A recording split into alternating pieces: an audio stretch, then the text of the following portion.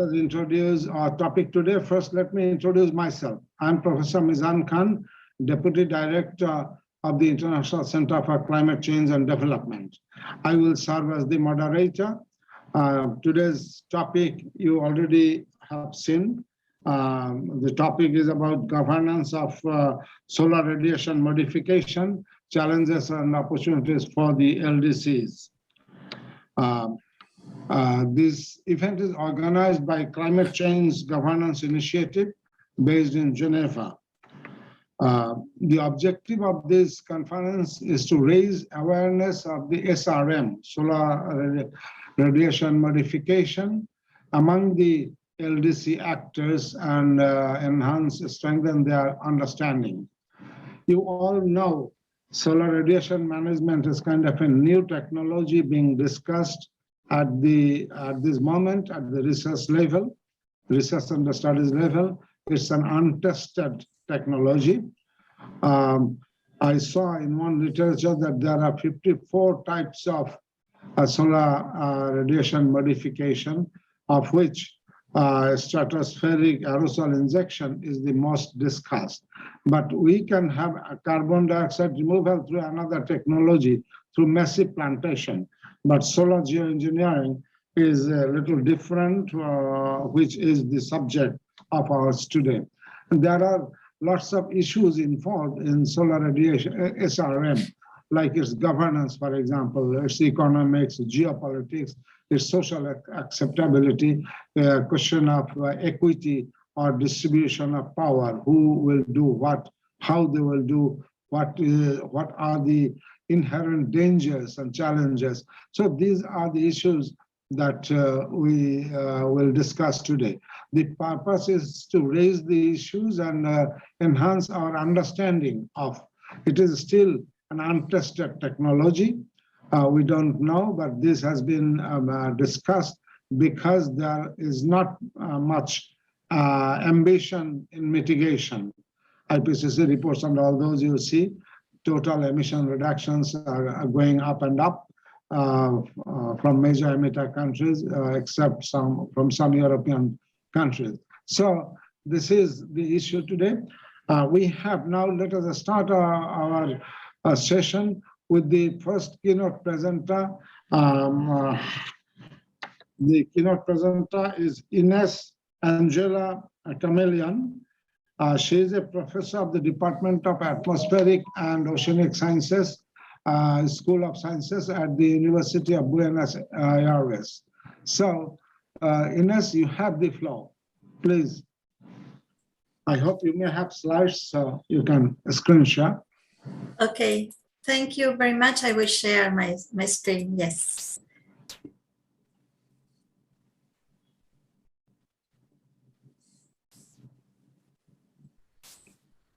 Okay, I hope you can see it. So I will talk about how the last assessment of the IPCC addressed solar radiation modification. And IPCC works in 3 different working groups and produces reports in each of these working groups. The first one is the working group on physical science basis, and the report was approved by governments in August 2021. The second report of the IPCC is related to the working group 2 and is on impacts, adaptation and vulnerability. And this report was approved by governments in February 2022. And the last working group is related to mitigation of climate change, and the report is being discussed now during these days by governments, and it will be approved probably by the end of this week. So in the first 2 reports approved by IPCC, the one from Working Group 1 and the one from Working Group 2, in both reports are assessments related to solar radiation modification. So today I will present some of the key messages that come from these reports. And The first thing is how IPCC in some way defines solar radiation modification, and this definition comes from the glossary from Working Group 1 of IPCC, and SRM, or solar radiation modification, refers to a range of different radiation modification measures or options that seek to limit global warming, to limit the increase in global temperature, and these measures are not related to mitigation of greenhouse gases. This means these measures are not related to limit the emissions of CO2 and other greenhouse gases. And these measures, these SRM measures, are has the aim to reduce the amount of incoming solar radiation that reach the surface.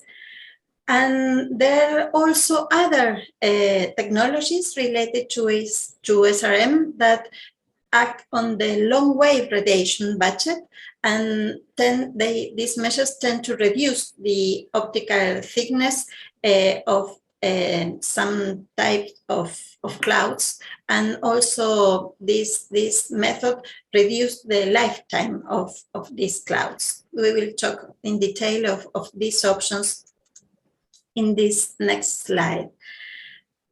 IPCC refers to to 5 different measures or technologies related to this solar radiation modification.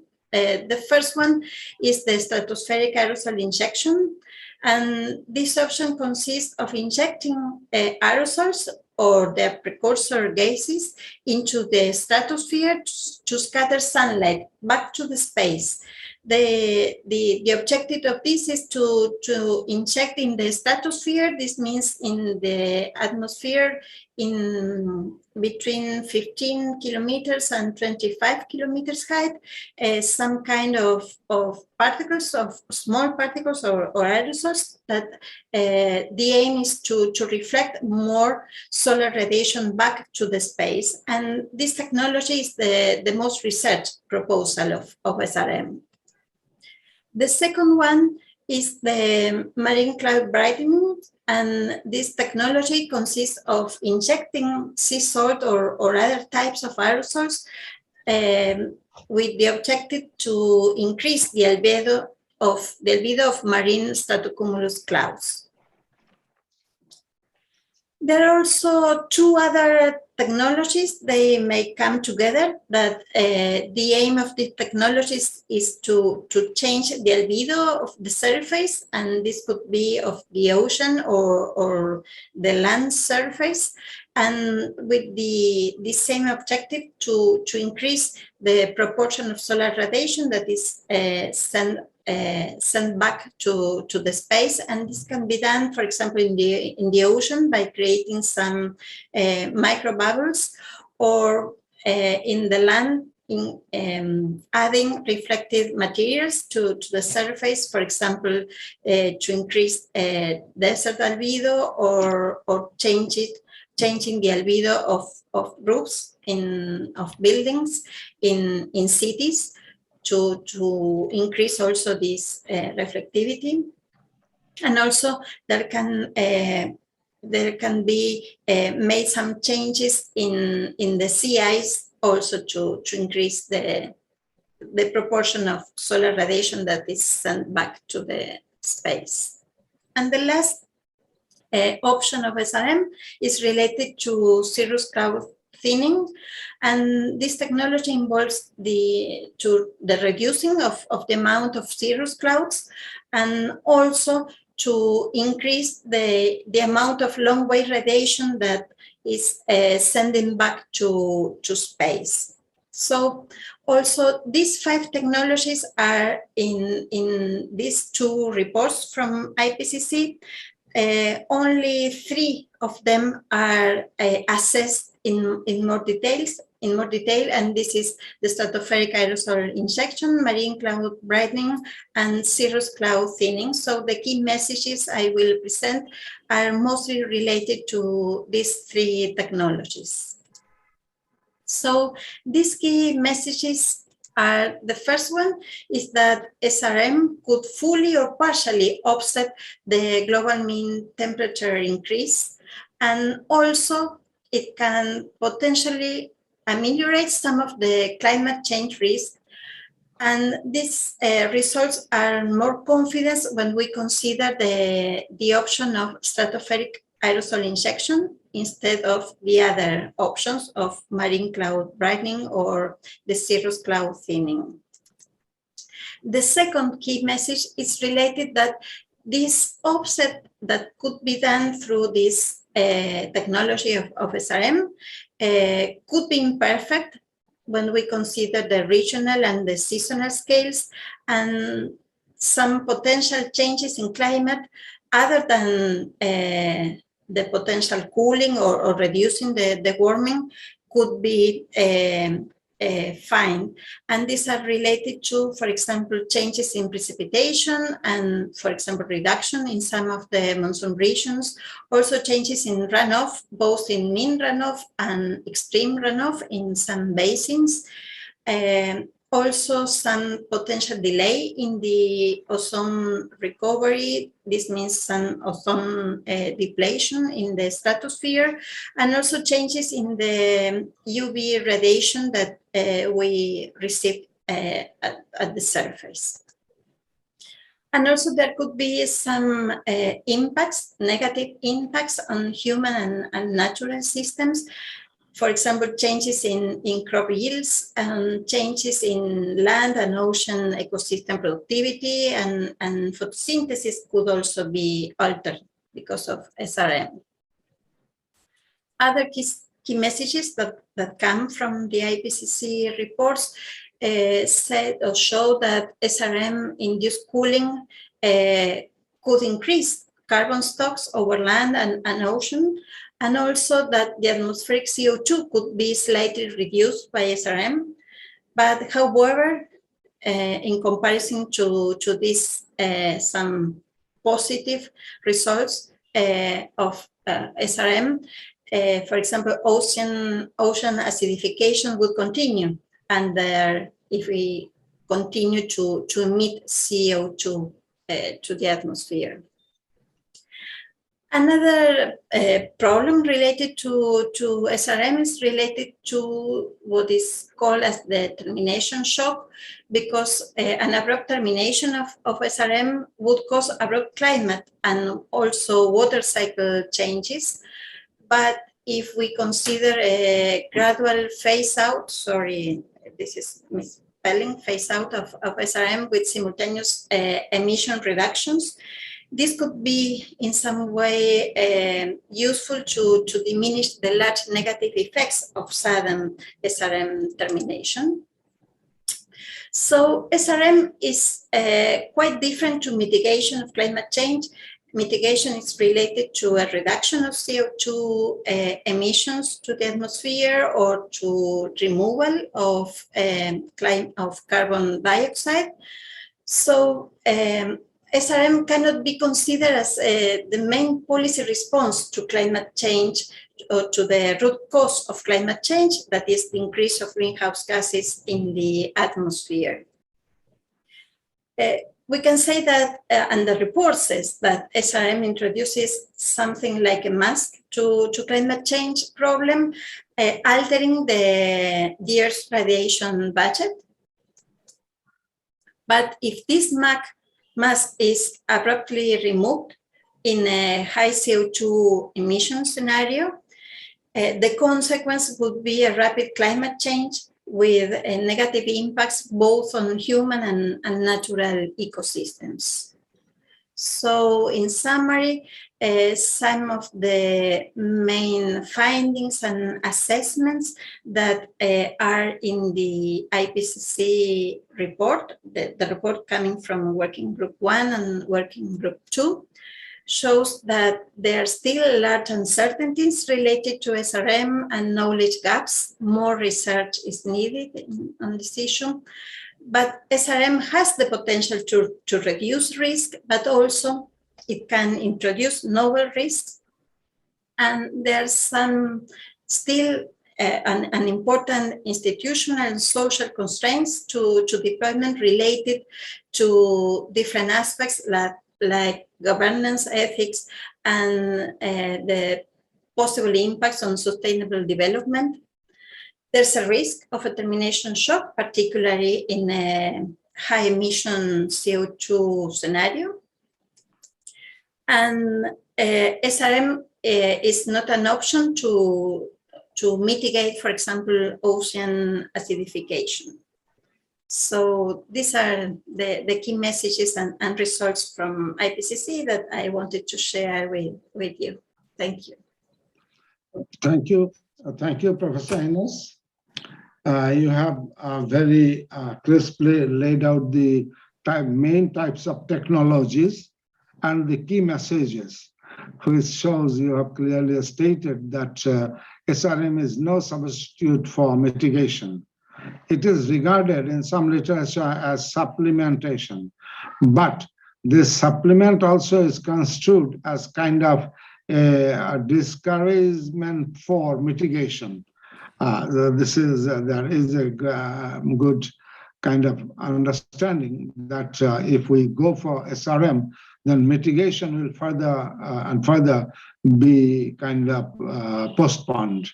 That is, and also there are other types of risks, termination shock you have mentioned, and also the regional and seasonal distribution of impacts will be great also, because some regions will benefit immediately, some regions may be affected even further by injection of this introduction of this technology. So with these words, now let us hear Janos Pasto, our old friend, now the Executive Director of the Climate Change Governance Initiative. So Janos, you have the floor. Thank you very much, Mizan, and thank you, colleagues, for participating and for being participants at this event. And thank you, Ines, in particular, because you make my life much easier, because you've done such a good job in outlining the main issues about solar radiation modification. So what I'd like to do is share a few thoughts with you from our experience from C2G, the Carnegie Climate Governance Initiative, as we talk to governments and also non-state actors about these issues. It is our mission to encourage these kinds of conversations, and we do this, but we do that in a way to make it clear that we are impartial about the use or not of SRM or any other climate altering technique. So that I thought would be useful as a upfront. Also, I would like to thank Gobeshona for inviting us. And it's been a pleasure. It was also a pleasure a year ago to do a session. At that time, we did that together with the Climate Vulnerable Forum. And I should say that I looked at my notes from that meeting. And at that time, I started off by saying that we're in a crisis mode because the world is heading to 3 to 4 degrees centigrade.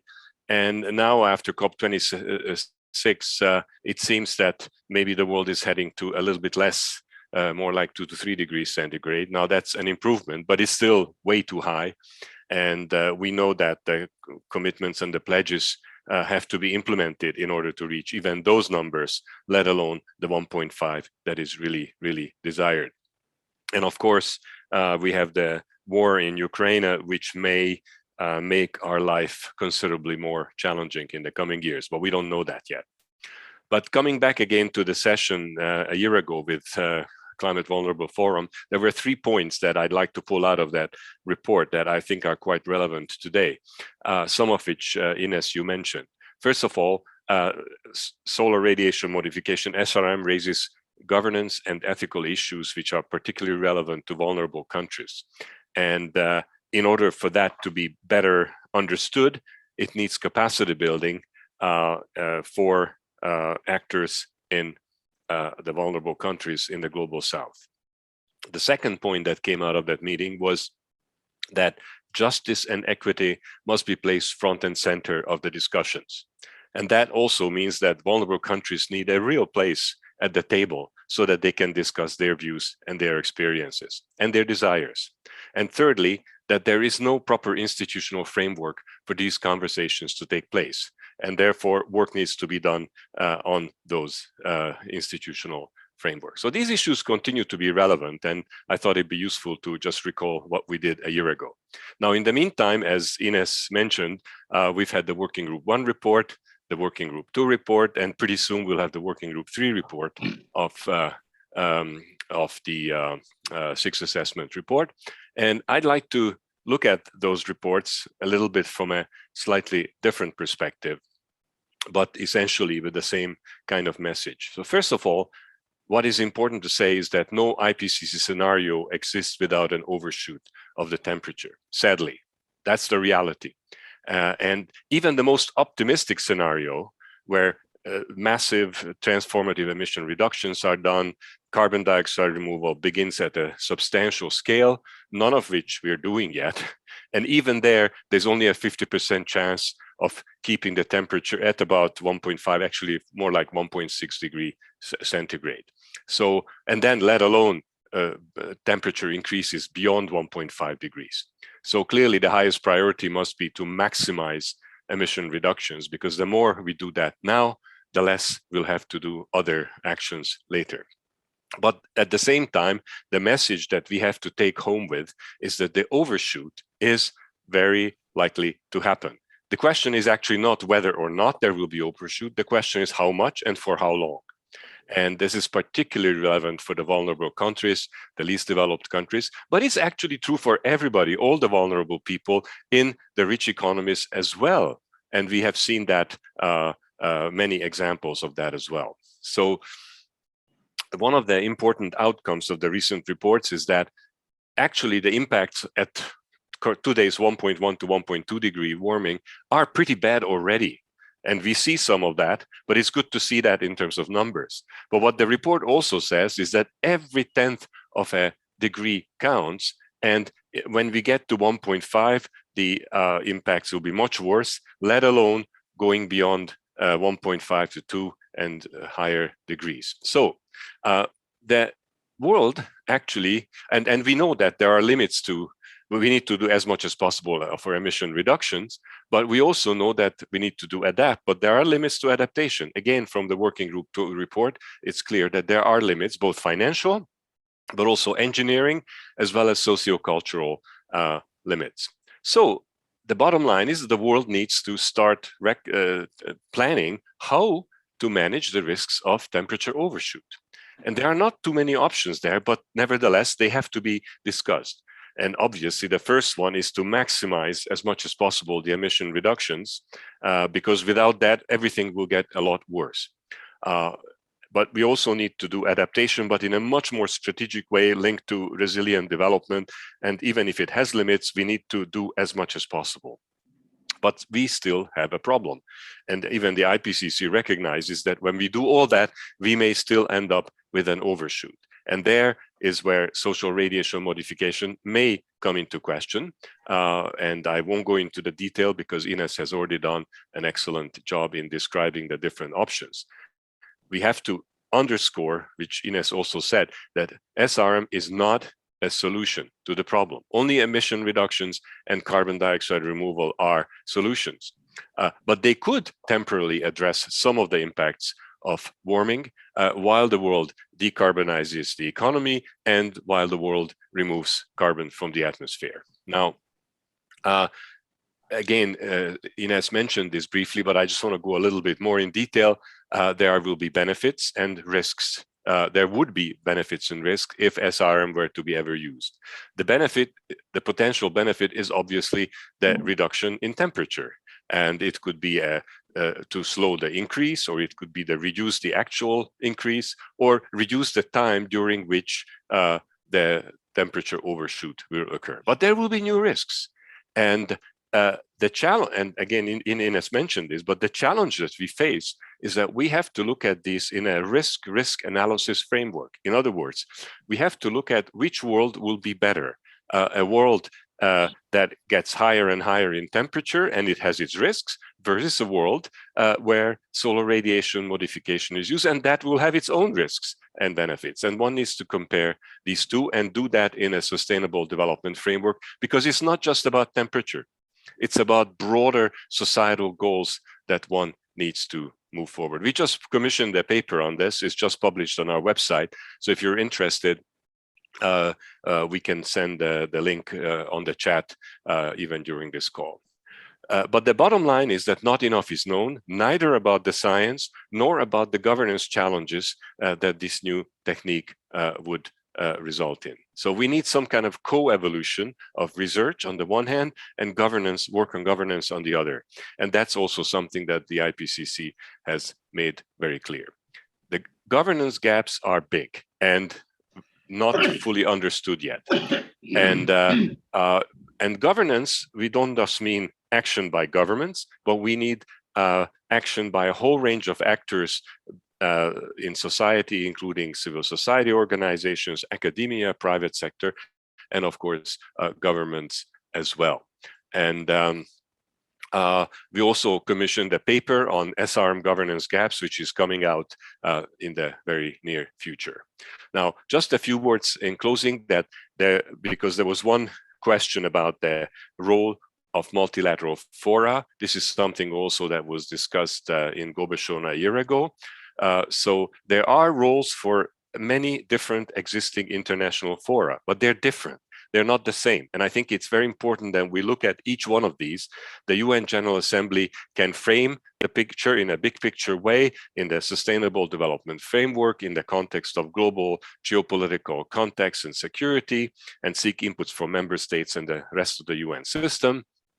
The UN Environment Assembly, together with its Secretariat UNEP, can keep under review the risks, the benefits, the governance challenges, and who is doing what in this area. Of course, the IPCC can continue to assess the science as it has been doing, and hopefully more in the future. And the World Meteorological Organization will continue to look at atmospheric science and monitoring. And of course, last but not least, mentioning here the UNFCCC, which has to ensure that there is sufficient emission reductions and carbon dioxide removal taking place and adaptation, so that we either don't need to look at these other options, or if we do, then we need to look at it as little as possible. So I would like to leave it at that, as just to finish on saying that this is great to have this kind of conversation. We do encourage more and more of these conversations to take place. And we hope to be helpful both within this particular discussions and any other activity afterwards on these issues. So thank you, Mizan, and over back to you. Thank you, Yanis, for further explicating what Ines has started with. Yeah, there are great risks. As you mentioned, the risk approach. Both sides we have risk now. Your argument is to do more research, which risks are greater, and for what and how. So with this, let us invite Dr. Salimul Haq, Director of the International Center for Climate Change and Development, who has, I think, sent you a pre-recorded statement. So let us hear Dr. Salim. So T, if you please put the recording on.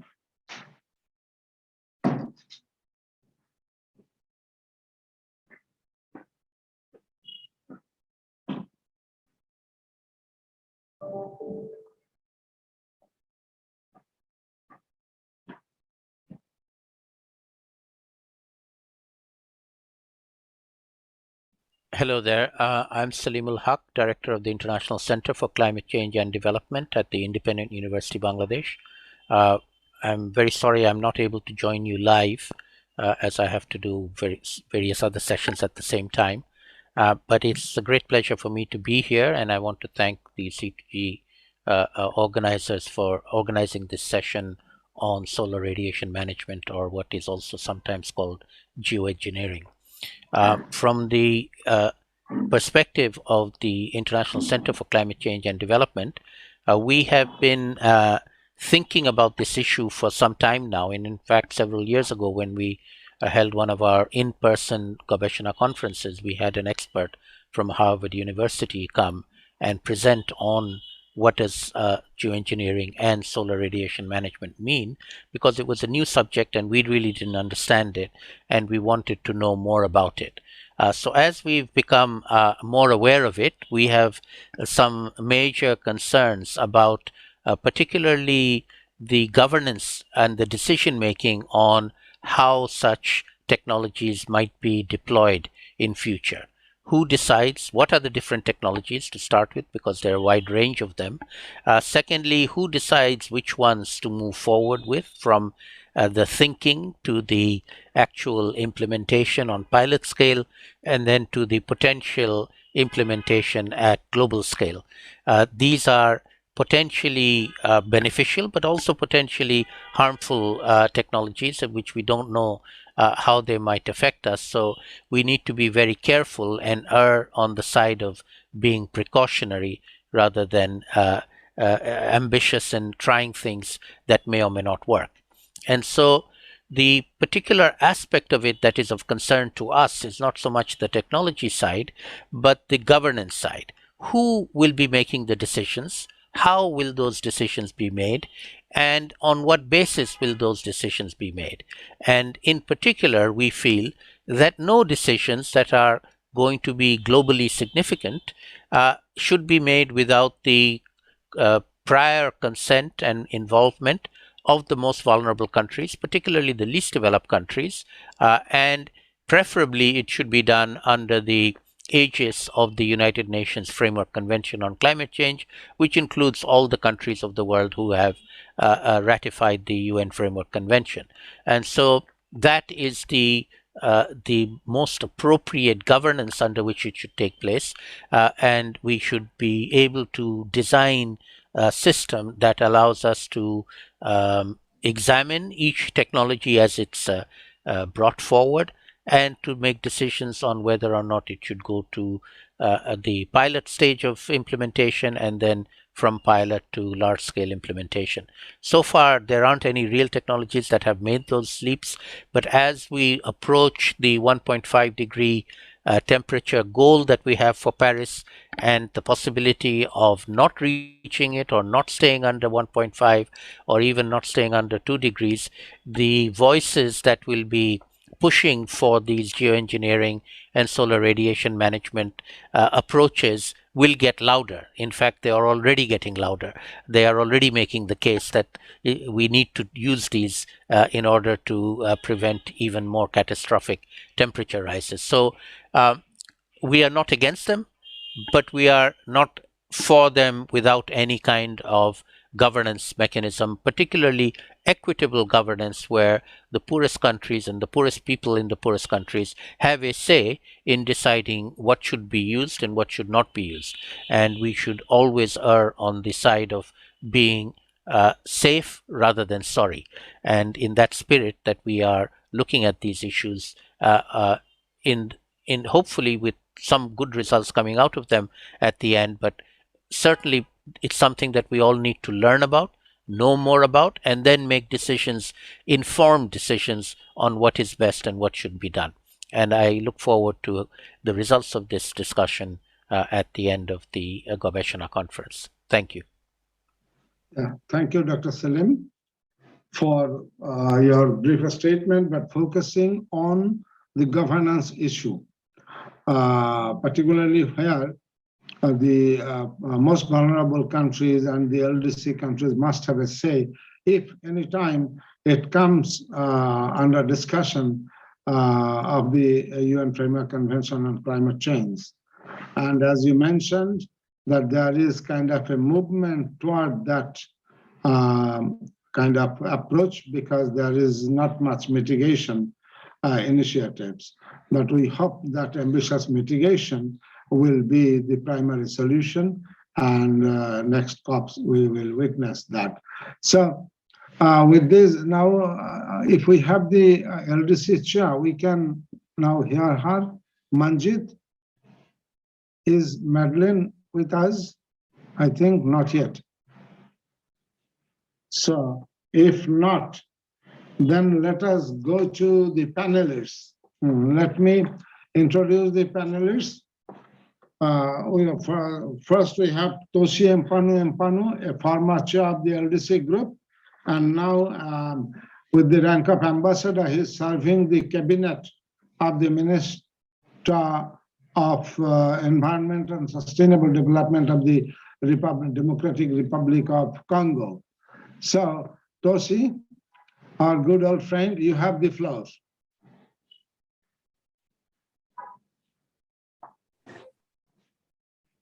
Hello, Mizan. Yes. Hello, colleagues.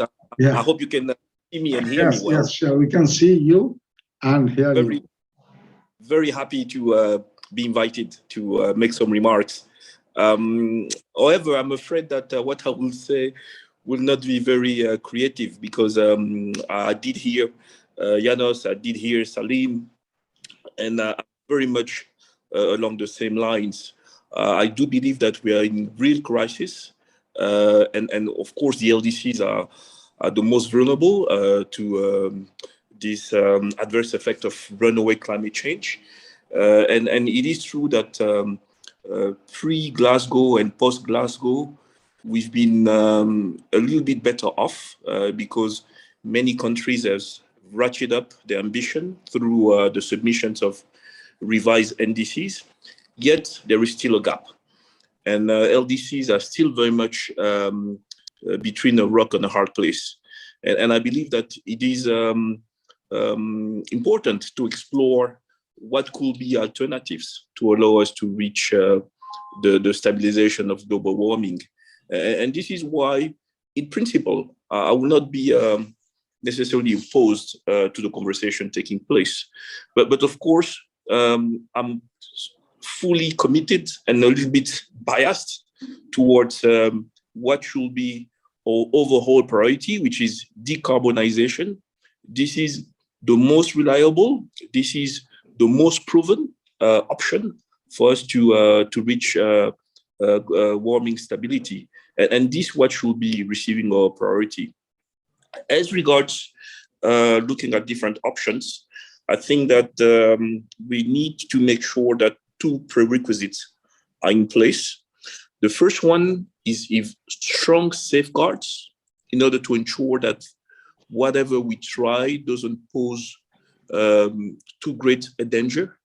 It is important that we use proven technology, options that have proven to be reliable.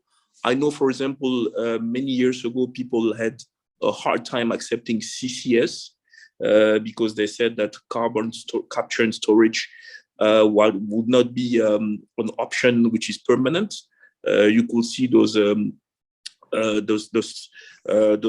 huge quantities being stocked be emitted once again, but it seems that we find people have gained a greater degree of comfort, and this is what we need to make sure of, that whatever we discuss in terms of solar radiation, it is something that we really have tested and something we mastered quite well. So very, very strong safeguards as far as science is concerned, as far as technology is concerned, so that we don't put ourselves more into harm's way. We've been trying to get away from the fire of adverse effect of climate change, and it seems like year by year, we even pushed further towards that fire. So it's important that whatever we come up with is not an accelerator, but rather a deterrent. So the first prerequisite is that one. The second prerequisite, I think Janos has mentioned it, Salim has mentioned it. It has to do with the legitimacy of the endeavor. We need to make sure that there is proper governance where LDCs have a say, have a seat at the table, and the one body that provides us the greatest degree of comfort when it comes to being able to engage on a fair basis is, of course, the UNFCCC. Is it a conversation parties will be willing to undertake under that helm? That remains to be seen. But whatever fora or whatever governance under which the conversation takes place needs to be inclusive, needs to take on board all their stakeholders so that the conversation can be as informed as possible and as legitimate as possible. As regards other options, other elements to be discussed, I'll be happy to come back again once I hear from other panelists. But at this stage, as some opening remarks, I think I can stop here.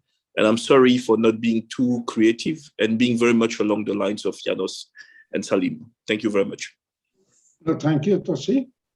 Yeah, for bringing out some important issues, like the former experience of the carbon capture and storage. We all are familiar with the movement and the developments that it has gone through, and finally it has been accepted as kind of a strategy for even CDM. And then you have mentioned about strong safeguards, which is of course a must, because this is kind of an untested technology, which is regarded by many as human hybrids. Tinkering with nature has got both serious implications in terms of uncertainty. Okay, so with this, we'll invite you later, but let us hear next. Our panelist is about Romaric Udulain, who is a research officer at the University of Cape Town.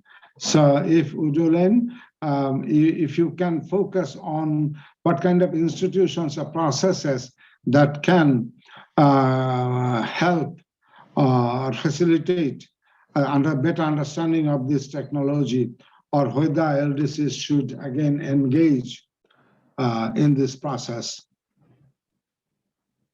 So, Romaric, you have the floor.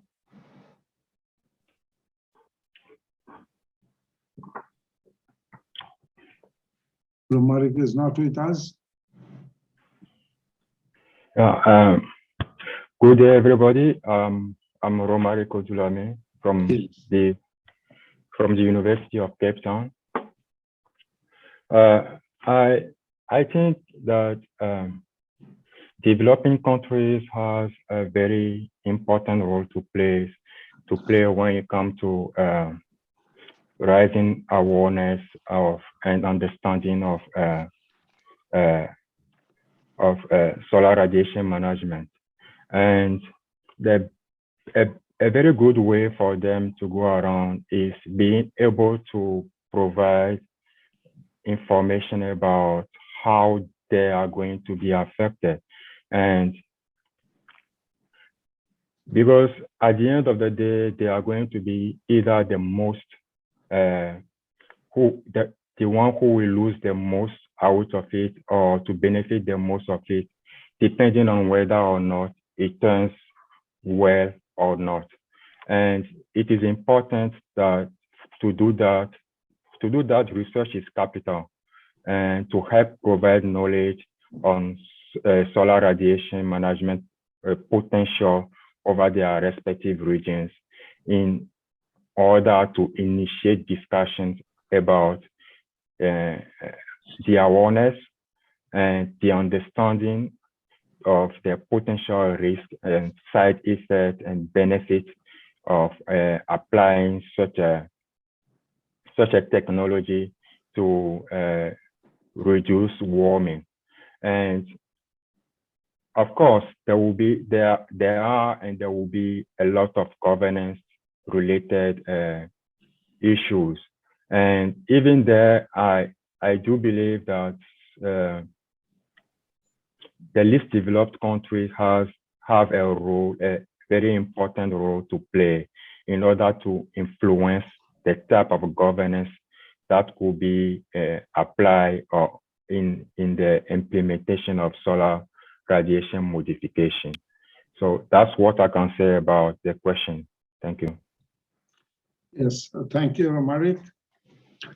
You may be invited later again, but now let me invite another young researcher, a graduate student at Rutgers University, Mahzabin Rahman, from the Impact Studies Department, Impact of Climate Intervention Studies. So Mahzabin, you have the floor. So you focus together with other issues, whether and how the youth can be involved in the process. Okay, so you have the floor, Mahzabin. Hi everyone, this is Mahzabin Rahman. I'm a climate change researcher from Bangladesh, but currently I'm doing my PhD in atmospheric science in Rutgers University at US. And also I'm working here in the Rutgers Impact Studies and Climate Intervention Lab, as mentioned by Dr. Mizan. I'm working with Professor Alan Broberg, who is one of the pioneer scientists in geoengineering field, and he is also present in today's meeting. So my personal research focus is on analyzing the impacts of stratospheric aerosol interventions on surface UV and also the agricultural production. And in addition to that, I'm also working with the International Rice Research Institute. So at the very first, I would like to thank actually Dr. Hawk and Jonas and the entire Gobeshona team for arranging such wonderful session and also inviting me as a speaker. Actually, Gobeshona is very close to my heart. When I was in ECAT, so I organized Gobeshona directly. Then I moved to Erie, and I hosted 2 sessions in last 2 years. Then this year again, I moved to US, but despite that, I'm here in Gobeshona again. So I'm personally very connected with Gobeshona. Anyway, so now I'm coming to my main point. So firstly, I would like to discuss today actually from 2 dimensions. Firstly, despite being from an LDC country, how I got involved myself as a young generation in studying the impacts of SRM. And also I would like to focus on my views on encouraging more young generation and more young researchers in getting involved in research and governance discussion about SRM. So I have, as I told before, that I have worked for 5 years in Bangladesh in several national and international research organizations. But from my experience, I have seen that we the Bangladeshis are mostly inclined to climate change adaptation and mitigation. We don't know much about what is solar radiation modification. In fact, I didn't know earlier. So we don't know what is SRM, then what is stratospheric aerosol interventions, then where it will be deployed or how it will bring benefit or risk to us. But we are the most climate vulnerable countries, and we are the one to get most benefits or risk from these techniques if it's deployed.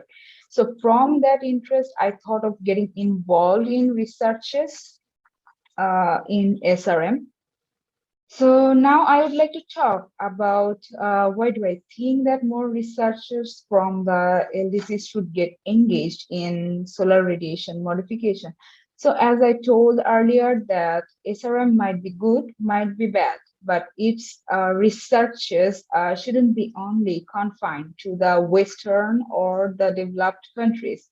We the climate vulnerable countries we will face the most of its consequences. So, and it will have direct impacts on us, on our development or economy. So the LDC countries and its people have to understand the positive or negative impacts of solar radiation modifications. Moreover, I think that no global decisions can be taken without engaging the least developed countries, without the consent or consents of the people of the LDC countries. So therefore, we have to engage our people, our policymakers, and our young generations in SRM. We need to enhance the capacity and knowledge of our youth so that they understand more about climate engineering and its potential benefits and risks associated with that. So that's why I think that we should be bringing this promising issue to our classroom to promote our young generations to do more researches on this. So that's all from me for now. Hopefully I will get back to again.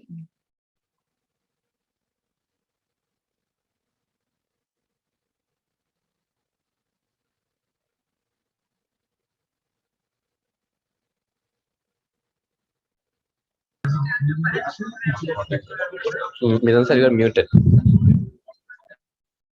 Sorry. Yes, now you do hear me? Yes. So thank you, Mahzabin. We have got to listen from a youth leader who are the future leaders of the world, of our countries, and the need for youth involvement.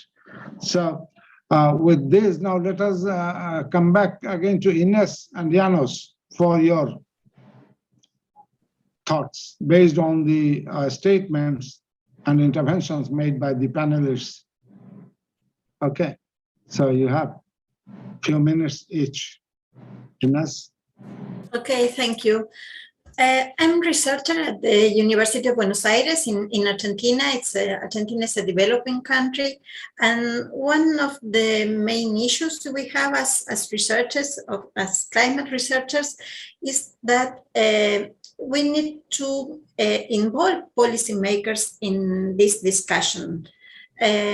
They participate in the UNFCCC annual meetings, and we have our LDCs, but really when an opportunity to extract more oil from our land appears, as now that there's a war and the price of oil is rising, our governments sees or feels that there is an opportunity in terms of economy, in terms of a short-term economy, and climate change moves out of the scene of the discussion.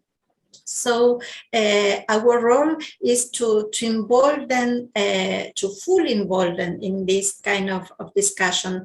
So when we have to push climate change and the problems to continue with fracking and also with offshore oil platforms, and they are planning new oil offshore platforms, the discussion on SRM seems quite far to them, because they are thinking in the short term and the economy issues we have in general in all our countries, LDCs and developing countries.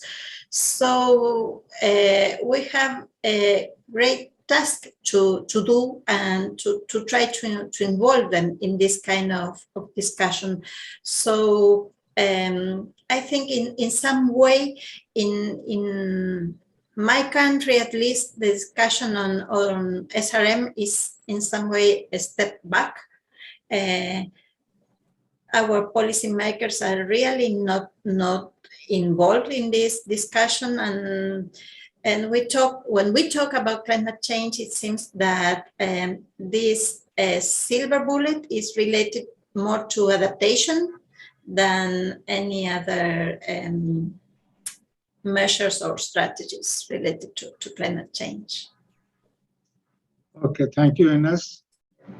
Janos, you have the floor. Thank you, Mizan and Ines, for further reflections. I've already spoken, so I don't want to dominate the discussion. I think I just have 3.5 points I'd like to raise now, and then maybe we'll get back to these issues in the discussion. Ines, you said something just now that I thought was quite interesting. SRM is looked at as a step back. And I think that's an important point, because it is, in a way. Even if we don't know whether one day we might or might not be in a position to make use of this technique, but even the thought of using it is because we have messed up our atmosphere. And so in a sense, even thinking about it is a step back.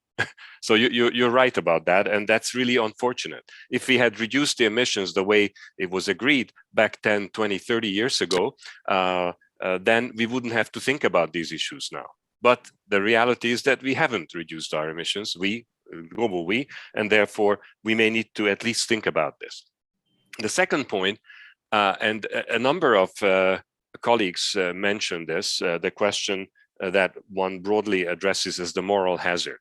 And that is to say that the use of these techniques, possibly even talking about it, may reduce the energy, the willingness, the political will to actually do what we have to do, which is to reduce our emissions and to remove the excess carbon from the atmosphere. And that is true that may be the case. And that just simply calls for even stronger governance frameworks that can make sure that the idea of emission reductions and the potential use of these techniques is connected in a system that can make sure that one doesn't happen without the other.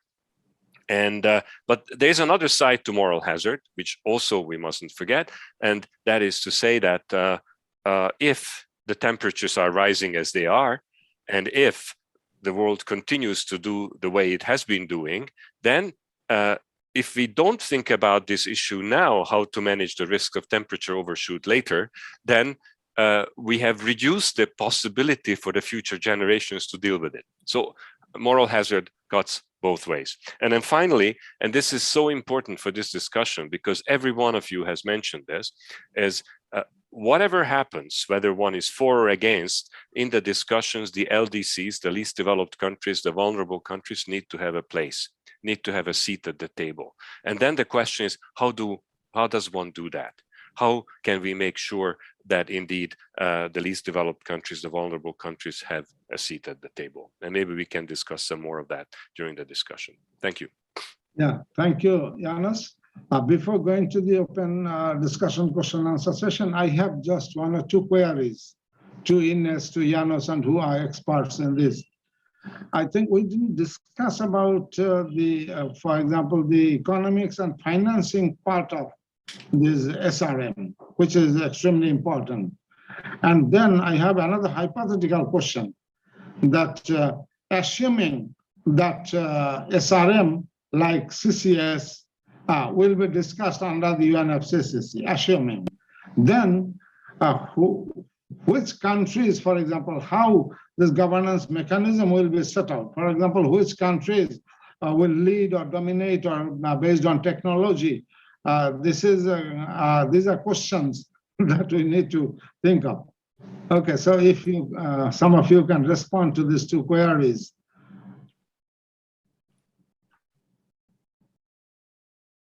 So anybody, please take up. Beginning from Toshi to Ines to Janos, the senior experts. Yeah? Apologies, Mizan. Could you shortly summarize the two queries? I'm sorry, I did not. Queries. The first question was, we have missed any discussion on the economics of the geoengineering, economics of SRM, the financing, financial needs, for example. We have very good idea about mitigation finance or adaptation finance. Okay, how much is needed? But yes, about financing of this technology, please. Okay, no, I think that's a very interesting question, and it kind of brings back to what Ines said. So there is political will to do the right thing and undertake decarbonization, but when the price of oil gets to a certain point, people don't consider that being a priority anymore because there's the economic gain. And I think that when you do mitigation, there is an abatement curve. Depending on which options you want to use, the cost is different, and that creates sometimes a problem because of the forces of private sector. Because private sector wants to do things efficiently, wants to do things cheaply, and private sector will try to create some low-hanging fruits that they can use without ensuring all the safeguards. So indeed, it will be interesting to kind of look at what abatement costs this SRM brings on the table. Because indeed, if it appears to be a cost-efficient option, there might be some financial flows moving in that direction.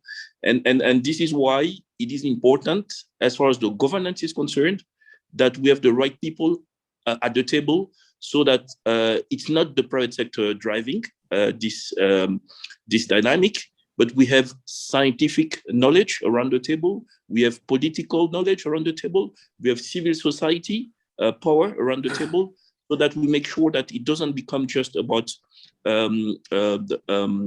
it doesn't become about opportunity costs between different options, but really what's needed for the planet and what's needed for the people. Thank you. Thank you, Toshi, for explaining some of the parts of the question. So any other response to this question? And then about the political question. Okay.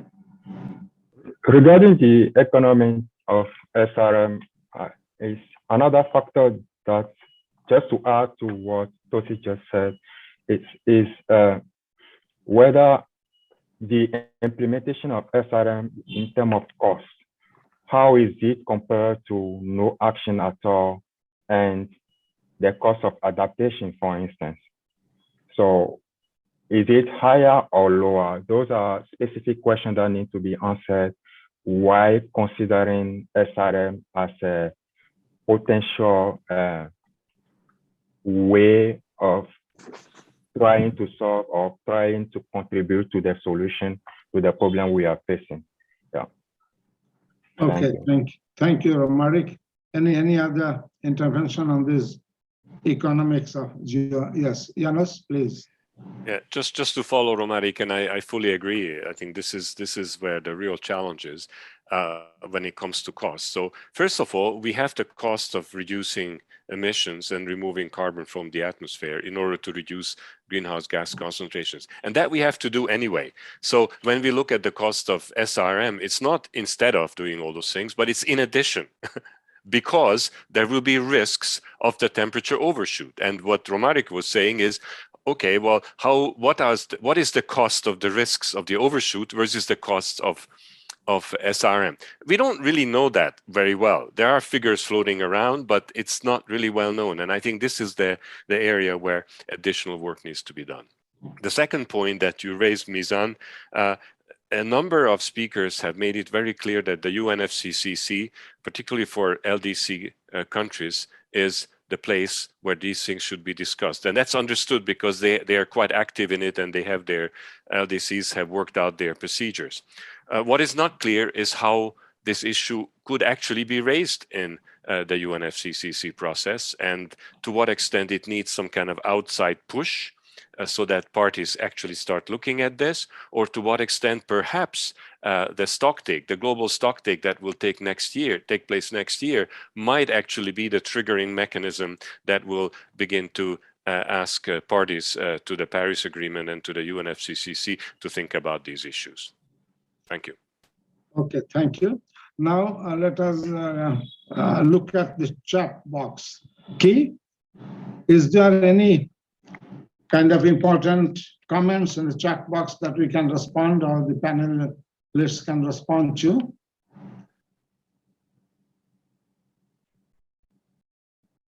There are a few comments, but which one to attend?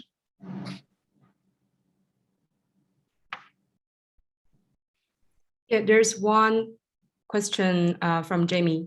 I'd like to know, he would like to know a bit more on moral authority. Do we have the right to use this? Is there also any possibility of SRM leaking into potential military application? What monitoring capacity is required to detect and assess impacts of stratospheric aerosol injection? Is one type of SRM technology, do developing countries have such capacity to monitor and regulate that? Yes, so here in this comment, there are 2 or 3 questions. One is the military aspect of application of this SRM. Then the monitoring capacity of the developing countries, LDC governments. There is also some kind of thinking that some rogue state, powerful rogue state, can unilaterally apply this technology. And so another additional question I will add, is there any possibility that ultimately multilateral process we'll start thinking of if this overshoot really continues to happen. So these are the questions on the table. So please feel free to answer, dear panelists. Well, I can say something about monitoring in developing countries. To monitor the possible impacts of SRM, what we need is to monitor the climate system. We have that. We already have that. We need to monitor temperature, rainfall, runoff, and all other variables we have in the climate system. But the issue is that if we identify some changes or trends, for example, in some of these variables, we need to attribute these changes to SRM, as we are trying to do that, to attribute some changes to the increase of CO2 in the atmosphere. And to do that, we need more research. We need to have more people working on that. We need more resources for that. So to monitor these possible impacts, in some way, the discussion is related to the previous question: who pays for that? Who pays for this research? For the money developing countries and the more vulnerable countries need to do this research. And in this point is related to also to the attribution of climate change. Developing countries are minor contributors to the CO2 emissions, and we are already paying for the research to explore impacts and risks in our region. So maybe the discussion could be how we finance this kind of research in our countries, where we can get advice maybe from senior researchers, not only money, but maybe in this discussion of governance, we can also include a global research network related to this, just to have in developing countries more senior people working on these issues. Thank you, Ines. So any other thought? I'd like to say maybe a small comment, Mizan. It's interesting to see this analogy with military application, and two things come to mind when I think of the military. The first thing is the sovereign fund of Norway, the national pension fund. There is a consensus that the country has developed through some type of stakeholders consultation, where regardless of what return on investment can be made, they will not invest on military sectors. So it was a conscious case because of a sector which they felt was maybe dangerous, maybe not morally to the point where the country felt that they should position themselves. So even if there is potential to make a lot of money on military investment and ensure the well-being of future generations, the fund will not invest in that. So does it say that as regards SRM, people also thinking about the possibility of military option should also decide when they constitute their portfolio not to send money into it? It's not for me to say. The other thing is about the non-proliferation treaty as regards nuclear weapon. It's been in place for many decades. I think the International Atomic Energy Agency is the authority overlooking at it. So it is a treaty. It is voluntary to join, but people who believe that they need to do the right thing have joined, and then they've, in a way, given part of their sovereignty to this higher authority look at it, because they gave that higher authority a lot of trust. They know that they have a seat also at the table. And is that one option we should look at when it comes to SRM? It's not for me to say. Because like I said, when we have done our decarbonization requirements, if we need to go the extra mile, and if it is a viable option, then I would not be opposed. But of course, we need to overcome all the risk which many have associated with this endeavor. But I just found the military analogy very interesting. Thank you. Yes, thank you, Toshi. Yes, Janos, please. Yes, just two brief points. Well, one, to follow on the military issue. So it does not appear that, or rather, let me put it another way. There are much cheaper and more focused ways to kill people, unfortunately, than using solar radiation modification. However, it is conceivable that the use of this technique could result in pressuring different countries to do something or not. In other words, I'll do solar radiation modification unless you do something. So one could envisage this kind of geopolitical pressures, and therefore very important to reflect on the governance implications of this kind of issue and see what the international community can come up with, hopefully before the issue were to arrive. But I think the more important one is the first part of this question, the moral authority.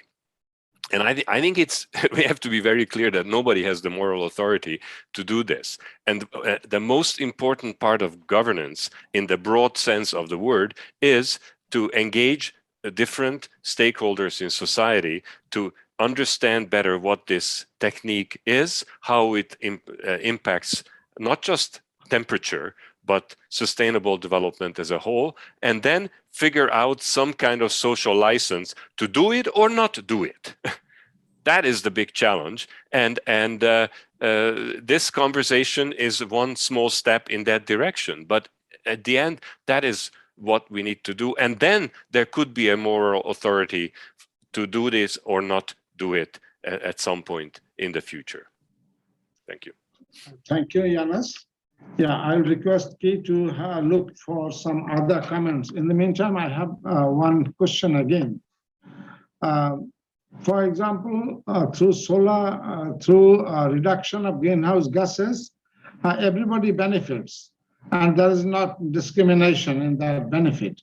But impacts of climate change is unequally distributed. So there is kind of an understanding among some circles about SRM that introduction of SRM or application of SRM will benefit some regions more than other regions. So there is will be an unequal distribution of benefits. What do you think of?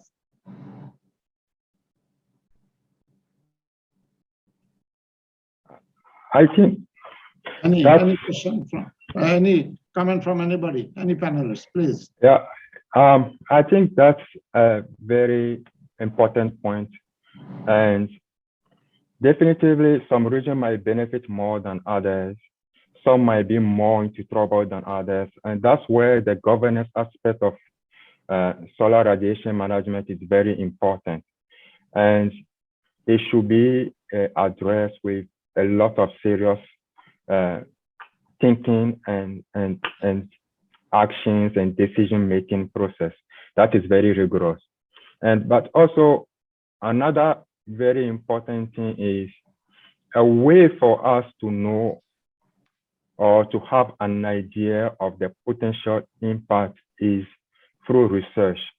And already when we look at the mapping of the research or SRM research across the globe, it is clear that the global south, where most of the least developed countries are located and middle income countries are located, are the regions that are the most under research when it comes to SRM. And I will give you a very simple example, for instance, for the African continent. The first ever SRM research published in Africa, on Africa by African researchers, was done just 2 years ago in 2020. And that applies also to Central and South America, Southeast Asia, and many other parts in the global South. And if we cannot provide sufficient scientific evidence of the potential impact, the potential side effect, benefits, etc., it is very difficult for policymakers, negotiators from the global South to negotiate, to discuss the topic, because they will have then very little understanding of it, and even the impact, the potential impact over their own region, they don't know it well because no information is provided to them.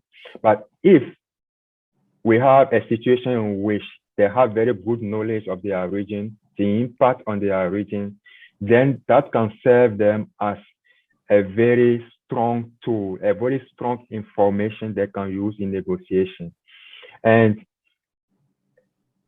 they can use it as a way to influence the way that SRM could be implemented in order to benefit them as the most vulnerable people to the impact of climate change. They can use those information at their best benefit in negotiations. Of course, some regions will still have to suffer more than others from the impact of SRM. But the point is to make sure that the benefits or the struggle that will arise from the implementation of such technology is kind of, shall I say, agree on the limit we can support and the limit we cannot. I'm not a governance expert, but I'm giving my point of view just based on my understanding of governance. But if at the beginning we show, okay, this is the impact we are going to have, these are the benefits, but at the same time, we are going to experience some side effects, and these are the side effects. And how can we negotiate to make sure that those side effects we are getting can be controlled, or we can be compensated from those side effects?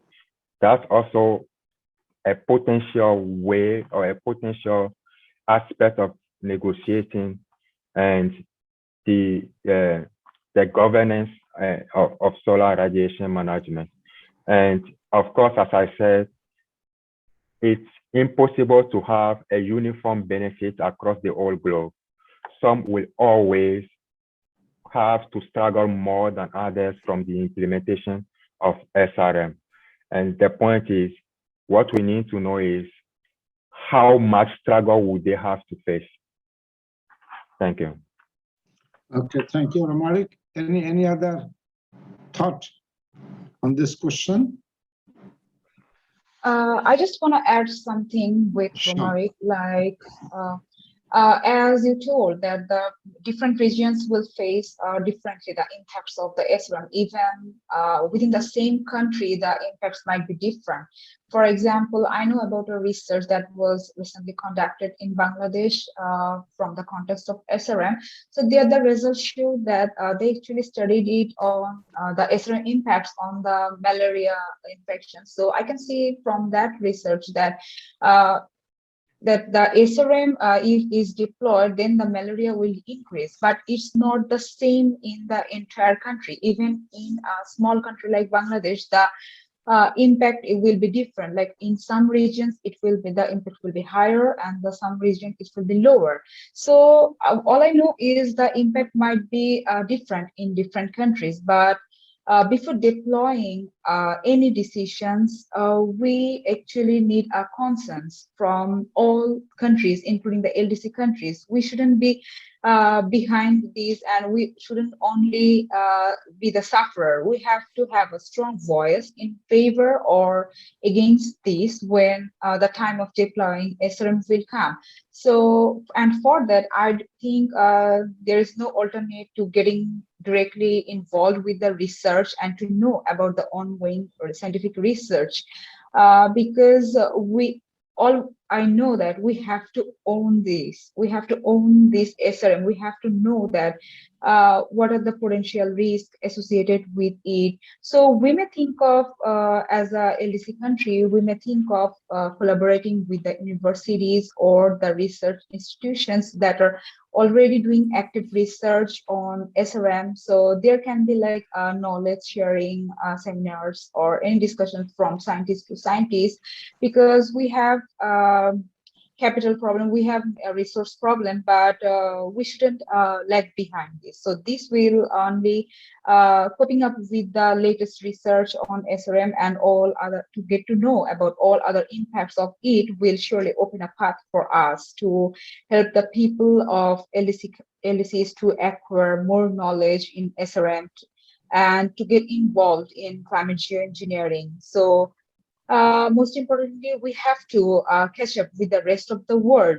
Otherwise, there will be an imbalance in the context of the geopolitical issues and the governance issues. So that's all.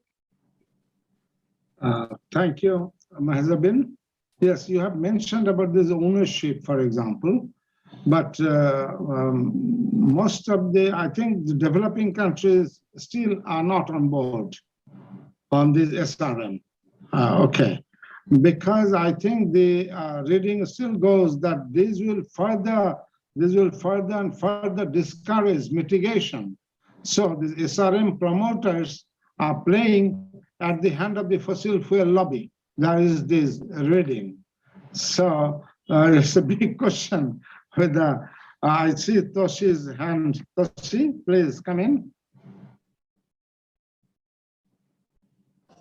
Yes, Mizan, I wanted to intervene on the question previous, and I think that it's all about equity at the end of the day, because we know who are the biggest polluters, we are the most responsible for this climate change conundrum we're facing, and it is important that there is fairness and equity when we implement mitigation. We cannot overburden themselves, and in relative terms, do much more than what is our historical responsibility. So in that sense, it's the same with SRM. If it opens the door for some people to do less than they have to do, it creates indeed an equity issue. And on the other side, when it comes to moral hazard, if it creates too much of a moral hazard, then we had to face, it creates also an equity issue. So when it comes to implementation or to possible adverse effects, it all comes down to equity. We need to find the right balance. We need to find the right level of understanding, scientific knowledge, right level of engagement to ensure that there is fairness in whatever endeavor we need to embark upon, each one of us. Thank you, Toshi. Any other thought on this? About SRM further discouraging mitigation, which is the ultimate solution? Okay, Janos, please. Yeah. Let me just add, because I'm also looking at the clock, and I don't know if I get a chance to say this again, but 10 minutes left. 10 minutes, okay, then we still have a bit of time. Yeah, but I think it was interesting, Tosi, you focused so much on the equity issue, and that's what I said at the beginning. That was one of the key points from our discussion a year ago in Gobeshona with the Climate Vulnerable Forum. So that is clearly there. So then the question is, how do we make that happen? And I think that the opportunity is there in the sense that in the context of this issue is that what we see is we have a few number of people from the LDC countries who have done research, who have looked at some of the aspects of the science, the impacts, and so on. And there are some who have been looking at the governance issues. And it's not a fully fledged network, but it's people who have addressed these issues in different ways, whether it's in the Gobeshona meetings or another fora as well. So we have the seeds of something. And I think it'd be really important in terms of the further discussions to make sure that there, I saw somebody in the chat mentioning the sacrificial areas in the world, and that, those things can't happen. Certainly not that way. And it's very important to make sure that the views of this group of countries can be expressed one way or another. So maybe by continuing these kinds of discussions, these kinds of exchanges, maybe one can contribute to some specific key messages from an LDC point of view, and so on, and putting equity in the center, in the front and center of the discussions.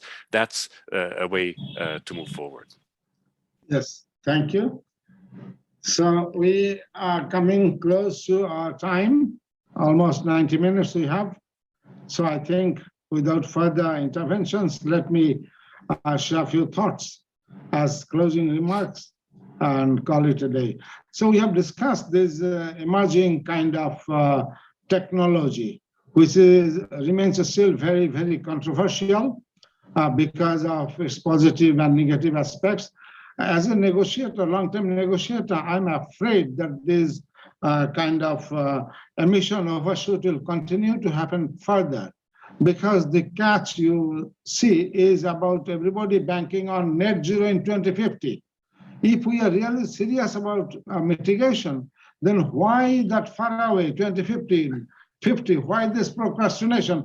Why don't we have a plan for 2025 or 2030? We are not having that. We are not discussing about that. Many countries are having submitting that plan for net zero emissions by 2050. This means a total policy of procrastination, a total policy of no action today. Let us wait and see. And so I don't believe in net zero emissions. It's kind of a manipulation. And that is where my fear is, that overshoot of emissions already is happening and will happen further, because in negotiations I find not much ambitious mitigation proposals. This is where my fear lies, that ultimately as a stand-back technology, whether gradually this will inch into the decision process at the multilateral level. I personally would very much favor mitigation as the best form of cooling the earth and controlling the warming. But possibility may not be opted out, possibility may not be ruled out, that gradually if the emission level and carbon budget goes down and down, then we are not sure whether this will not be a process for discussion at the multilateral level. So for these, we need to do research, and let us try to understand this, what it is. Otherwise, if that happens someday, then we'll be caught, unaware. And this is not good for the humanity as a whole, for our countries as a whole. So there is no harm in better understanding the process involved. So I think with this, let us call it a day. Thank you very much, the experts and panelists. You had great thoughts, and I hope you will distribute all these recordings and the summary of the discussion to all the stakeholders, so that they can also be better informed about this kind of discussion still under debate, not a kind of process under any official one. Thank you.